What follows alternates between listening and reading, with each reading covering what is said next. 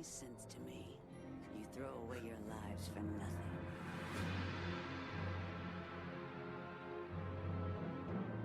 What's up, fuck buckets? Envy. Fullmetal Alchemist Brotherhood. Envy is one of the many good antagonists from FMA. He's a man-made being and an immortal one at that. Well, immortal until the world's greatest scientists gather together and discover the genius method of just eradicate subject until subject is no more. So at first glance, Envy isn't that special. I mean, his immediate personality is solid. He's sinister and manipulative with a hint of childlike impulsiveness, and it's that playful element that makes him much more distinctive. Lucky me!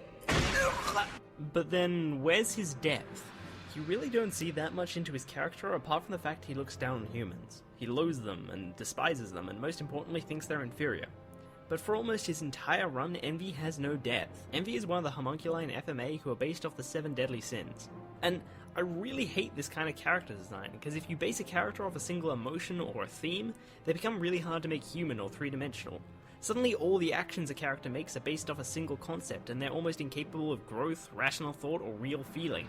By forcing a character to stay true to something by their biology or soul, you kinda write them into a corner. That's kinda abstract, but you see what I mean, right? This sort of thing especially pisses me off when people write their characters to be evil itself. It's like, oh, that's so grand and dramatic, what a mature character you've written. Put him in the Hall of Fame for deep villains with Bowser and Maleficent. Fuck you, man. Fuck you, you grimy little, self-absorbed, low-life Of course, that's not to say that an antagonist without depth can't be good. Hisoka's personality alone was engaging enough to earn him a spot on this list.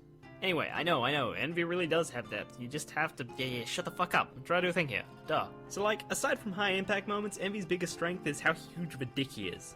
I feel 100% confident in saying he is the biggest dick character in anime of all time. And man, you know from a good 6 videos how much I like big dicks. Ladies and gentlemen, let's talk about Maze Hughes. So, Maze Hughes, personality-wise, is fantastic. He's this hilarious, excitable family man who comes across as super moral and fatherly and kind, and everyone loves him. Everyone looks at this character and goes, I love this guy. I look at this character and go, someone should kill this guy. And with a smile on his face, that's just what Envy does. In order to create as much hate to Envy as possible, Maze Hughes was easily the best character to kill. Hell, to rub salt in the wound, before Envy kills him, he transforms, that's a thing he can do by the way, into Hughes' wife. It's so perfect because family is more relevant and clearly more dear to this character than anyone else's.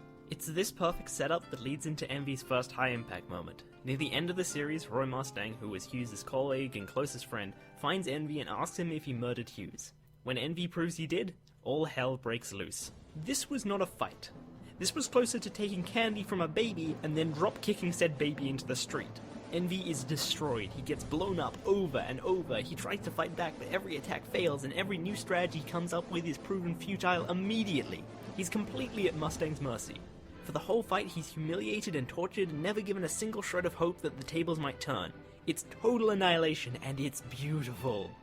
This is easily the most satisfying conclusion to any hateable character ever. Hell, I haven't even watched all of this scene, I keep getting halfway through and my dick knocks the desk over. So that's one high-impact moment, but there's one more. So some stuff happens, and after that, Envy is finally reduced to his weaker form and is confronted by Edward, that's the main character by the way. Envy, in his snake-like ways, tries to manipulate everyone into fighting each other based on old grudges, and of course it doesn't work. And it's at that point that Edward realizes something.